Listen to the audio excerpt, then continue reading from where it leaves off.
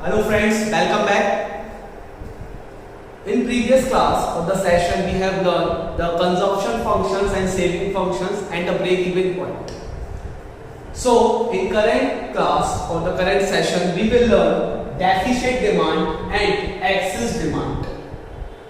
So there are two types of conditions in our economy, that is excess demand and second one is deficit demand, means excess demand and deficit demand.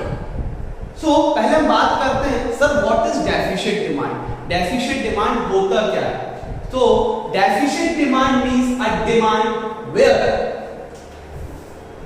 Aggregate demand is less than aggregate supply और we can say income. वो condition जहां पे aggregate demand aggregate supply या income से क्या है, कम है, उसको बोलते हैं deficient demand. When the aggregate demand is less than the income or aggregate supply is known as deficit demand. तो deficit demand को basically saving equation form पे इतना लिख सकते हैं कि aggregate demand is less than the aggregate supply. अब इसको स्टार्ट करने के पहले एक कंसेप्ट है, वो आता है फुल एम्प्लॉयमेंट। एक कंसेप्ट है वो आता है फुल एम्प्लॉयमेंट। कि फुल एम्प्लॉयमेंट होता क्या है? तो full employment is a condition where the equilibrium point और where the aggregate demand is equals to aggregate supply. जहां पर एग्रीगेट डिमांड एग्रीगेट सप्लाई के इक्वल हो जाती है, उस पॉइंट को हम बोलते हैं full employment point. A point where aggregate demand is equals to aggregate supply is known as full employment case. तो फुल एम्प्लॉयमेंट बोले या फिर इसको हम क्या बोल सकते हैं, equilibrium point. Means in this point we are utilising our resources in optimum, in a maximum and in an effective and efficient manner. मतलब जितने भी रिसोर्सेज हमारे पास है उसका हम ऑप्टिमम यूटिलाइजेशन कर रहे हैं, मैक्सिमम यूटिलाइजेशन कर रहे हैं और इफेक्टिव और एफिशिएंट लेवल को उसको यूटिलाइज कर रहे हैं, उसको बोलते हैं full employment case. A case where aggregate demand is equals to aggregate supply and a case where we utilize our resources in an optimum and in a maximum or in an effective and efficient manner.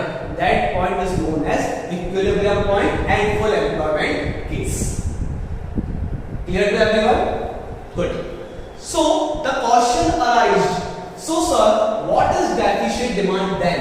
The deficit demand again when aggregate demand is less than the aggregate supply. A point where aggregate demand is less than the aggregate supply is known as deficit demand in our economy. हम इसको graphical representation से समझते हैं, because if there is economics or we have to learn economics, तो graph is must. बिना graphical representation से economics कभी हो ही नहीं सकता है। तो बनाते हैं ग्राफ में, जैसे कि हमारा y एक्सिस है और ये हमारा x एक्सिस है। हम y एक्सिस में क्या ले रहे हैं, एग्रीगेट डिमांड, और x एक्सिस में हम क्या ले रहे हैं, इनकम या फिर जीडीपी, या तो इनकम या फिर जीडीपी। कहां पे ले रहे हैं, x एक्सिस में, और y एक्सिस में हम क्या ले रहे हैं, एग्रीगेट डिमांड। क्लियर हुआ इतना?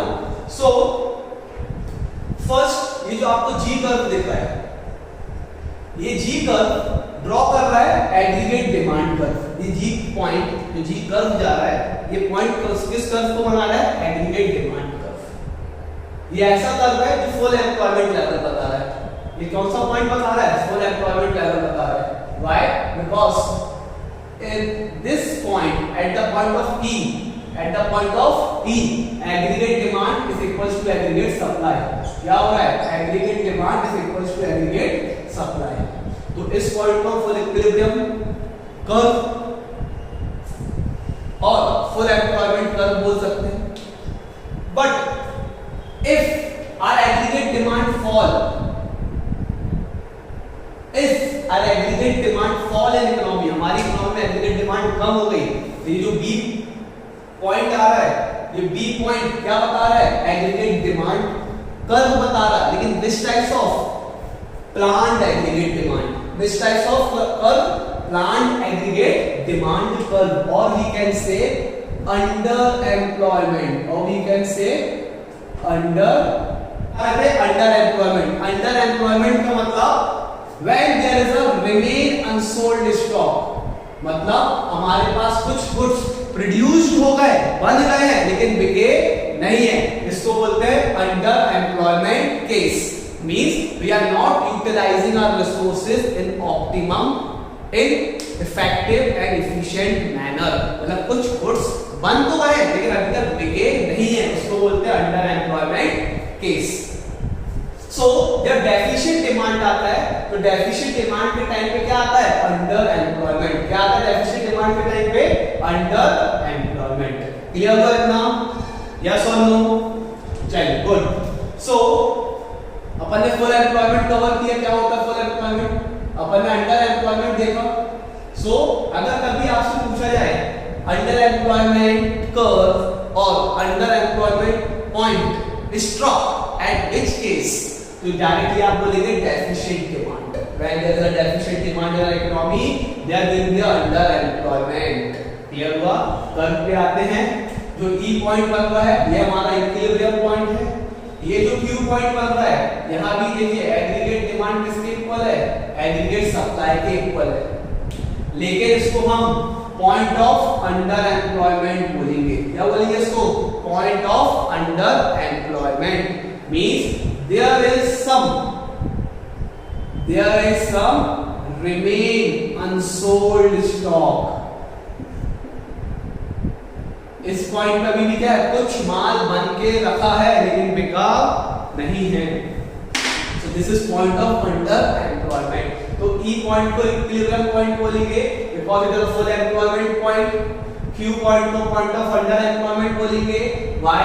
Because there is some remain unsold stock। कुछ माल बन गया है लेकिन बिका नहीं है, इसीलिए इसको बोल रहे हैं point of under employment. Clear हुआ? और अब ई पॉइंट से क्या बन रहा है? एक एन पॉइंट आ रहा है, जीडीपी आ रही है। इस जीडीपी को क्या बोलेंगे? Full employment GDP. इस एम को क्या बोलेंगे? Full employment GDP. इस एन को क्या बोलेंगे?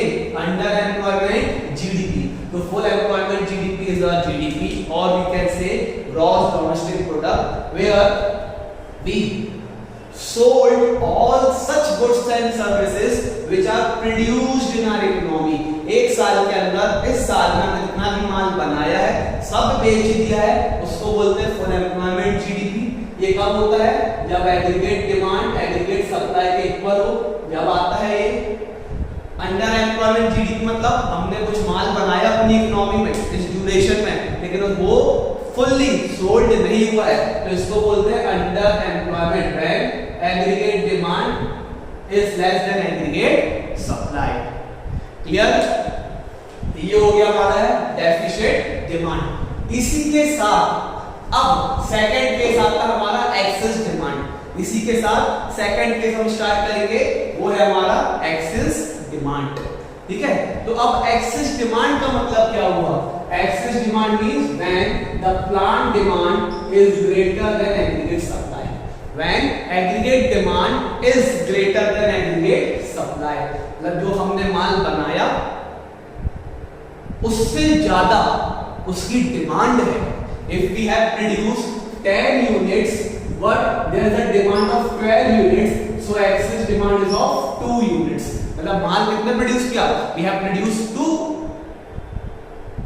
no, we have produced 10 commodity। कितनी कमोडिटी बनाई? 10 commodity. What? The demand is of 12. Demand is of 12. So the excess demand is of this 2 units. तो 2 यूनिट की एग्रीगेट डिमांड या एग्रीगेट सप्लाई नहीं है, वो 2 यूनिट क्या है? एक्सेस डिमांड है। वो 2 यूनिट्स क्या रहेगी? Excess demand. मतलब बनाया 10 लेकिन मांग है 12 की, लेकिन फिर भी हम 2 लोगों को मना कर रहे हैं कि भैया हम हमारे पास कुछ भी गुड्स अवेलेबल नहीं है। मतलब क्या हो गया है? Out stock stock, out of stock. क्या हो गया? Out of stock. फिर भी 2 लोग खरीदने से बच गए, वो होता है excess demand. When aggregate demand is greater than aggregate supply is known as excess demand. Demand clear हुआ? कोई डाउट तो नहीं एक्सेस डिमांड में? So excess demand is a demand when the aggregate supply is more than, नहीं बच्चा, when aggregate demand is more than aggregate supply. तो aggregate demand क्या हो रहा है, एग्रीगेट सप्लाई से ज्यादा हो रहा है, उसको हम क्या बोलेंगे, एक्सेस डिमांड। ठीक है, when aggregate demand is greater than aggregate supply is known as excess demand. Same इसको अपन ग्राफिकल रिप्रेजेंटेशन से देखते हैं, क्योंकि मैंने बताया है इकोनॉमिक्स मतलब graph, without graph economics doesn't exist. Same ये जो ई पॉइंट रहेगा is known as full equilibrium point, और we can say full equilibrium GDP point. अब डिफरेंशिएट देखिएगा, यहां पे क्यू डाउनफॉल हुआ है, बट यहां पे क्यू अपवर्ड हुआ है। यहां डाउन में था, मतलब डिक्रीज पर डाउनवर्ड्स आया, स्लोप हुआ है, यहां पे अपवर्ड स्लोप हुआ है। So in excess demand or during the excess demand our Q point slope upward side, or we can say move upward side. So this gap will known as inflationary gap. This gap will known as inflationary gap. So Q point क्या बता रहा है? It is also showing an equilibrium point, but it is not an equilibrium point. It is over employment point, equilibrium point नहीं है। माना कि यहाँ aggregate demand और एग्रीगेट सप्लाई इक्वल है, लेकिन ये क्या है, फुल एम्प्लॉयमेंट नहीं, ये है ओवर एम्प्लॉयमेंट। सर इसको इक्विलिब्रियम पॉइंट क्यों नहीं बोल रहे हैं? तो भाई हमारे पास जितने रिसोर्सेज अवेलेबल थे वो हमने यहाँ पे बनाए हैं। यहाँ पे फुल एम्प्लॉयमेंट हो गया, मतलब हमने अपने रिसोर्स को फुल्ली यूटिलाइज कर लिया ई पॉइंट पे। अब हमारे पास जो रिसोर्स अवेलेबल थे, if we have 10 unit of resource, हमारे पास अगर 10 यूनिट का रिसोर्स था, हमने 10 यूनिट यहाँ पे पूरा बना लिया। अब हमारे पास अगर डिमांड आ गई 12 यूनिट की, कितने की आ गई, 12 यूनिट की, तो रिसोर्सेज तो लिमिटेड है। हमारी इकोनॉमी की सबसे बड़ी प्रॉब्लम है लिमिटेड रिसोर्सेज, स्कैर्सिटी। जो हमारे पास रिसोर्सेज यहाँ फुलफिल हो चुके हैं, अब हम कैसे इन दो यूनिट को, we are unable to produce these two unit ना, so that's why इस Q point को equilibrium point नहीं बोलेंगे, इसको बोलेंगे over employment point, means we are unable to produce that goods।